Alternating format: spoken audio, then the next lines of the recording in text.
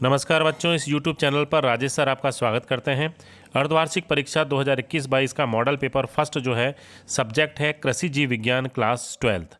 ये पूरा पेपर 3 खंडों में बटा हुआ है बच्चों। इस बार जो प्रश्न आएंगे 3 खंडों में होंगे। पहला जो खंड है उसमें बहुविकल्पी प्रश्न, अति लघुतरात्मक प्रश्न और रिक्त स्थान वाले प्रश्न होंगे। खंड बी जो होगा उसमें लघुतरात्मक प्रश्न होंगे और सी जो है उसमें निबंधात्मक प्रश्न होंगे। तो बच्चों टोटल जो है आपका पेपर 34 नंबर का पेपर होगा।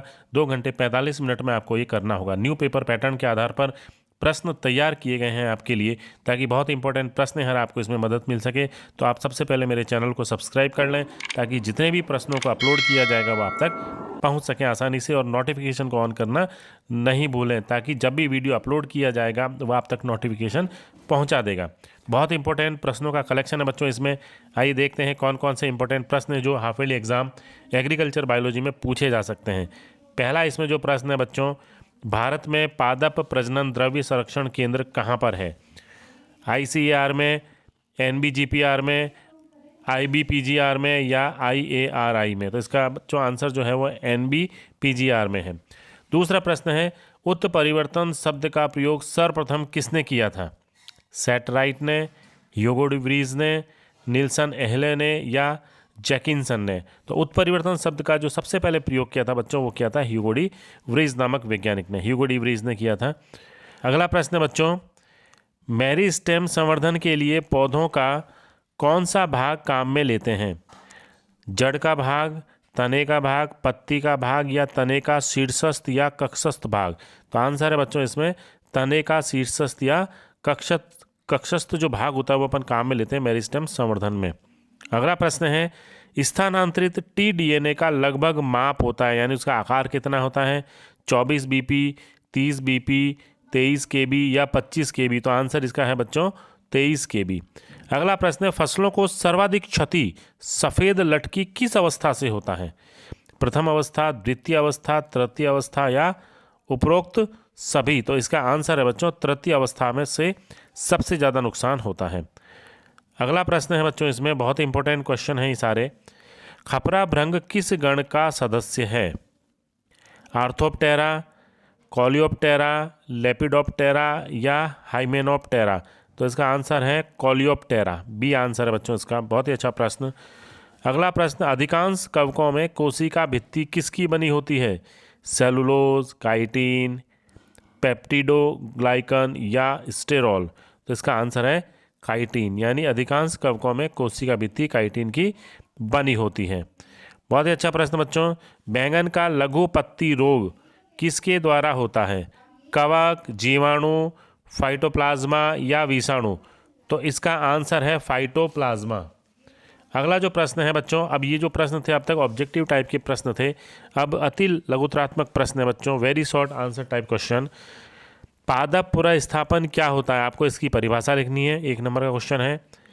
बहुसंकर विधि क्या है? इसके बारे में आपको लिखना है। बहुत ही इंपॉर्टेंट क्वेश्चन है बच्चों ये। अगला प्रश्न है, बीटी कपास को किस कीट को मारने के लिए बनाया गया था? बीटी कपास को, ठीक है ना। बहुत अच्छा प्रश्न है बच्चों ये भी। एक्स प्लांट क्या होता है? इसके बारे में आपको बताना है। पादप विषाणु विज्ञान का जनक किसे कहा जाता है? जनक का आपको नाम लिखना है। माइकोप्लाज्मा सदृश जीव जो होते हैं को अब किस नाम से जाना जाता है? तो ये 14 क्वेश्चन थे बच्चों सेक्शन ए के।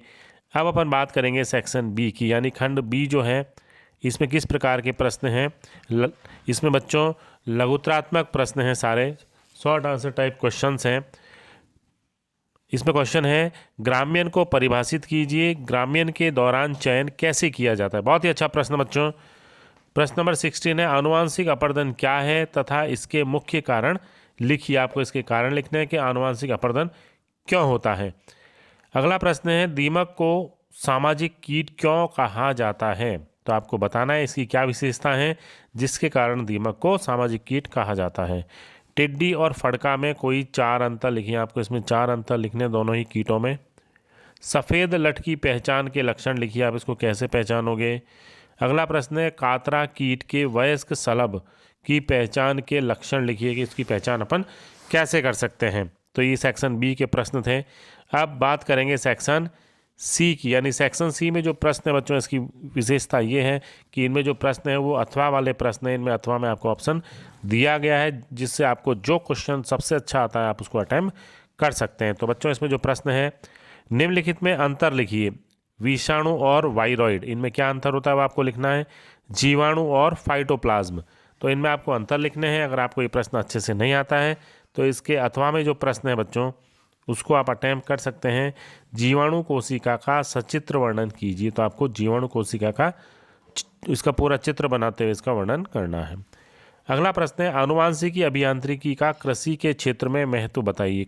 ठीक है बच्चों, तो इसका आपको कृषि के क्षेत्र में महत्व बताना है। अगर आपको इसका आंसर पूरा नहीं आता है तो इसके ऑप्शन में जो प्रश्न है उसको अपन अटेम्प्ट कर सकते हैं।